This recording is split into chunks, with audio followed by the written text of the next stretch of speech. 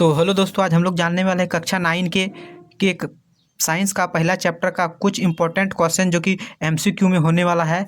कक्षा 9 का विज्ञान का एमसीक्यू, ठीक है ना, जो पहला चैप्टर का होने वाला है। तो सबसे पहला क्वेश्चन हम लोग के पास क्या आ जाएगा कि वायु में दाब जैसे जैसे घटता है वैसे वैसे दाब का क्वथनांक क्या होता है। तो अगर आपको इसका आंसर पता है तो ऑप्शन में देख लीजिएगा, इसका आंसर क्या होगा। ए ऑप्शन हो जाएगा, ऑप्शन में दिया है क्या, ए बढ़ता है, बी घटता है, सी क्या दिया है स्थिर रहता है, डी क्या दिया है इनमें से कोई नहीं। तो इसका आंसर आपका क्या होता है दाब क्या होता है, घटता है। इसका आंसर क्या हो जाएगा बी, ठीक है ना। 2 नंबर का क्वेश्चन क्या बताया है कि गैस को द्रव में परावर्तित कहलाता है, क्या कहलाता है। ए गैसीकरण, बी ऊर्ध्वपतन, सी संघनन, डी और जमना, ठीक है ना। तो इसका आंसर क्या हो जाएगा संघनन, क्या हो जाएगा संघनन, ठीक है। 3 का क्वेश्चन क्या है, वो ताप जिस पर ठोस द्रव में परावर्तित होते हैं वो क्या कहलाती है। ए द्रव्यकरणांक, बी क्वथनांक, सी क्रांतिक ताप, डी और क्रांतिक बिंदु, ठीक है ना। तो इसका आंसर आपका क्या हो जाएगा 3 का ऑप्शन हो जाएगा, आपका आंसर हो जाएगा ए नंबर, ठीक है ना। तो चलिए अगला क्वेश्चन पे जाते हैं 4 नंबर का। तो 4 नंबर का क्या क्वेश्चन है, पदार्थ के कणों को एक साथ बांध कर रखने वाले बल कहलाते हैं, क्या बल कहलाते हैं। पदार्थ में बांध कर रखने वाले क्या बल कहलाते हैं। ए ऑप्शन आंतरण बल, अनुकरण स्थानांतक, बी बंधन, सी आंतरण अनुकरण बल, डी नाभिक की बल, ठीक है ना। तो 4 का आपका क्या आंसर हो जाएगा, 4 का आंसर हो जाएगा आपका सी, क्या हो जाएगा सी नंबर, ठीक है ना। तो आपको साथ ही साथ अपने नोटबुक में इन सारे क्वेश्चनों को नोट डाउन करते हुए चलना है, ठीक है ना, ताकि आपको एग्जाम के समय पढ़ने में आसानी हो, ठीक है।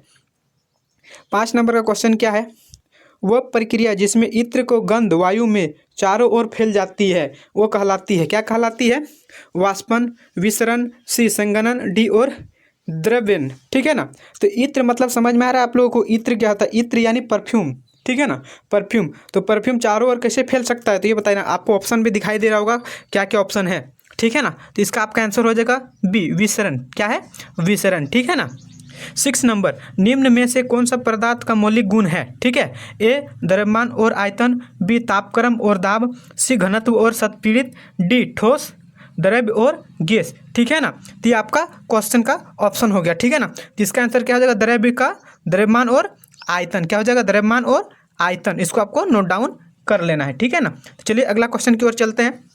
तो अगला क्वेश्चन क्या है कि पदार्थ के कण क्या है। ऑप्शन में आपको दिया गया है, ए ऑप्शन अति सूक्ष्म होते हैं, बी गतिज ऊर्जा युक्त होते हैं, सी इन एक दूसरे को आकर्षित करते हैं, और डी इनमें से सभी, ठीक है ना।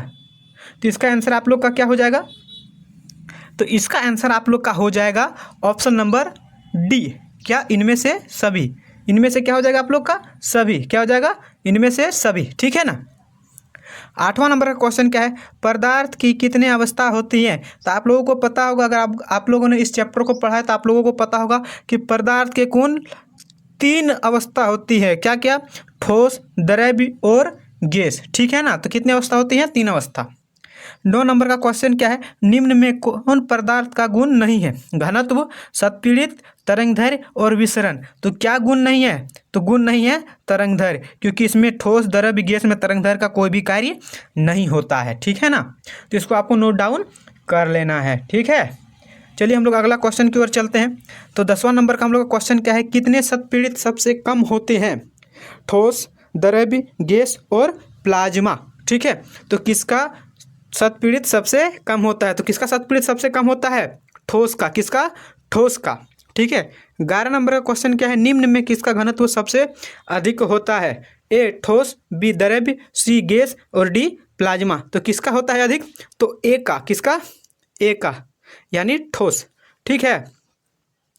12 नंबर का क्वेश्चन क्या है, किसी ठोस पदार्थ को सीधे वाष्प में परावर्तित कहलाता है, क्या कहलाता है। ए वाष्पन, बी उबलना, सी संघनन, डी ऊर्ध्व पतन, ठीक है ना। तो इसका आंसर आप लोग का क्या हो जाएगा ऑप्शन नंबर डी, क्या हो जाएगा ऊर्ध्व पतन, क्या हो जाएगा ऊर्ध्व पतन, ठीक है ना। चलिए हम लोग 13 नंबर का क्वेश्चन जानते हैं। 13 नंबर का क्वेश्चन क्या दिया है, वाष्पन की प्रक्रिया से उत्पन्न होती है, क्या उत्पन्न होती है वाष्पन, यानी वाष्पन से क्या उत्पन्न होती है, गर्मी, बी ठंडक, डी ताप में वृद्धि और डी इनमें से कोई नहीं। तो इसमें से क्या होता है वाष्पीकरण। जैसे दोस्तों ठंडा का दिन में क्या होता है वाष्पीकरण होता है ना, तो क्या बढ़ता है ठंडा बढ़ता है, क्या बढ़ता है ठंडा, ठीक है ना। तो ऑप्शन नंबर बी पे टिक आउट करना है आप लोगों को, ठीक है। तो 14 नंबर का क्वेश्चन क्या है, 100 डिग्री सेल्सियस तापक्रम को केल्विन में मान होता है, ठीक है ना, क्या होता है, केल्विन में मान होता है। ए 200.15, बी 273.15, सी 473.15, डी 573.15, ठीक है ना। तो इसका आंसर आप लोग का क्या हो जाएगा, इसका आंसर हो जाएगा 273.15, ठीक है ना, 273.15 के, ठीक है। 15 नंबर का क्वेश्चन क्या है, किसी पदार्थ को केल्विन में ताप 673.158 सेल्सियस या सेंटीग्रेड में इसे ताप का मान होगा, क्या मान होगा इसका, ए 273.75, बी 273.15, सी 473.15 और डी 400। तो इसका आंसर आप लोग का क्या हो जाएगा, डी 400, क्या हो जाएगा 400, ठीक है ना। तो इन तीनों क्वेश्चनों को आप लोग को इंपॉर्टेंट के रूप में लिख लेना है, क्योंकि हो सके ये क्वेश्चन आपका एग्जाम में पूछा जा सकता है, ठीक है। तो चलिए अगला क्वेश्चन की ओर चलते हैं। तो अगला क्वेश्चन पे हम लोग को क्या दिया गया कि सौरमंडल में प्लाज्मा अवस्था की उत्पत्ति का कारण है, ए निम्न ताप, बी उच्च ताप, सी उच्च ताप, डी इनमें से कोई नहीं, ठीक है ना। तो 16 नंबर का ये क्वेश्चन का ऑप्शन है, ठीक है। तो 16 नंबर का आपका आंसर क्या हो जाएगा, उच्च ताप, क्या हो जाएगा, उच्च ताप, ठीक है ना। 17 नंबर का क्वेश्चन क्या है, गर्म करने पर गैस का आयतन ए बढ़ जाती है, बी घट जाती है, सी अपरिवर्तित रहती है, डी इनमें से कोई नहीं, ठीक है ना। तो 17 नंबर का आंसर आप लोग का क्या हो जाएगा, ए बढ़ जाती है, क्या होती है, गर्म करने पर गैस का आयतन क्या होता है, बढ़ जाता है, ठीक है।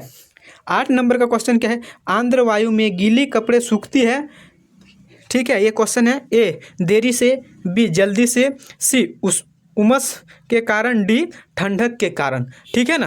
तो इसका आंसर आप लोग का क्या हो जाएगा, देरी से क्या होगा, हम लोग का कपड़ा क्या होगा, देरी से सूखेगा, क्या होगा, देरी से, ठीक है ना। तो आपको इसको भी याद रखना है, ये पूछ सकता है ये क्वेश्चन, ठीक है।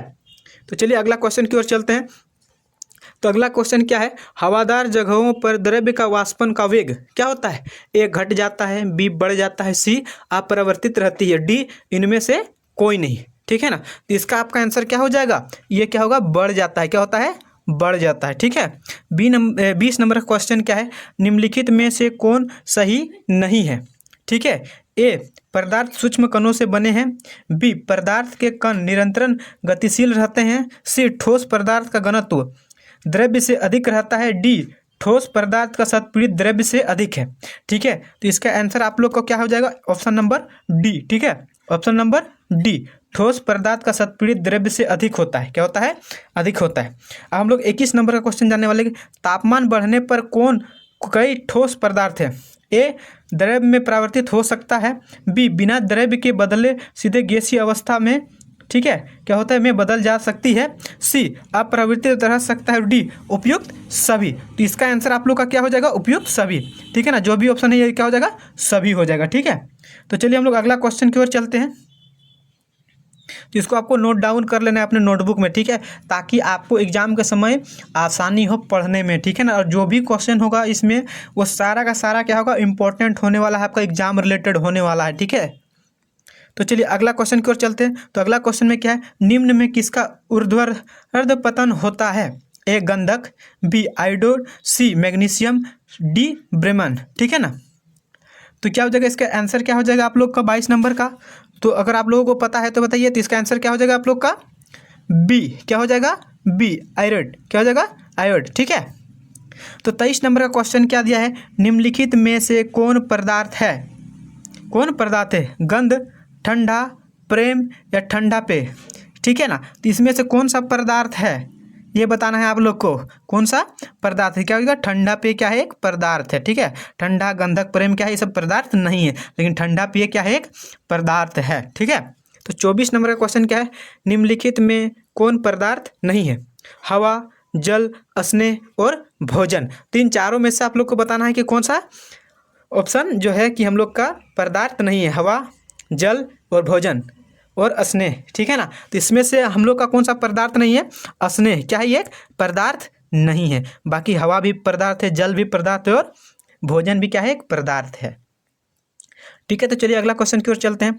तो अगला क्वेश्चन क्या है 25 नंबर का, किसी अवस्था में अणुओं की ऊर्जा अधिकतम होती है, ए ठोस, बी द्रव्य, सी गैस और डी इनमें से कोई नहीं, ठीक है ना। तो इसका आंसर आप लोग का क्या हो जाएगा 25 नंबर का? 25 नंबर का आंसर हो जाएगा गैस। क्या होता है? जिसका अणु का ऊर्जा अधिकतम होता है, किसका?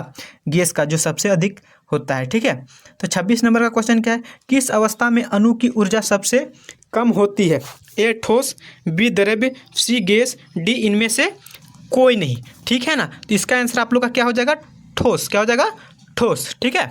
और 27 नंबर का क्वेश्चन क्या है? निम्नलिखित में द्रव्य में कौन अनिश्चित है? ए घनत्व, बी आकार, सी आयतन, डी द्रव्यमान, ठीक है ना। क्या? डी द्रव्यमान, ठीक है। तो इसका आंसर आप लोग का क्या हो जाएगा? बी आकार। क्या हो जाएगा? आकार। द्रव्य का क्या है? आकार अनिश्चित है, उसका कोई भी आकार नहीं होता है। तो द्रव्य में क्या आएगा? जल। जल का कोई भी आकार है? नहीं है, ठीक है ना। तो इसका आकार अनिश्चित है, इसका आकार का कोई भी सीमा नहीं है, ठीक है। तो चलिए हम लोग अगला जाते हैं, अगला क्वेश्चन की ओर, 28 नंबर का। तो अगला हम लोग का क्वेश्चन क्या है? बर्फ एक टुकड़ा जल की सतह पर तैरता रहता है क्योंकि ये जल से भारी होता है। ए नंबर का ऑप्शन। बी नंबर का ऑप्शन क्या है? बर्फ और जल का घनत्व समान रहता है। सी बर्फ जल से हल्की रहती है। डी बर्फ का घनत्व जल से अधिक होती है, ठीक है। 29 नंबर का क्वेश्चन, ठीक है। तो 28 का आंसर आप लोग का क्या हो जाएगा? 28 का आपका आंसर हो जाएगा बी, बर्फ जल से हल्की होती है। क्या था ये? बर्फ जल से हल्की होती है, ठीक है। 29 नंबर का क्वेश्चन क्या है? सूक्ष्म बर्फ क्या होता है? शुक्र बर्फ क्या होता है? ए बर्फ का सूखा हुआ टुकड़ा, बी बर्फ कार्बन डाइऑक्साइड होता है, कार्बन डाइऑक्साइड, सी बर्फ कार्बन डाइसल्फाइड होता है, और डी ठोस एल्कोहल। क्या होता है? ठोस एल्कोहल, ठीक है। तो इसका आंसर क्या हो जाएगा? इसका आंसर हो जाएगा ठोस कार्बन डाइऑक्साइड। क्या हो जाएगा? ठोस कार्बन डाइऑक्साइड।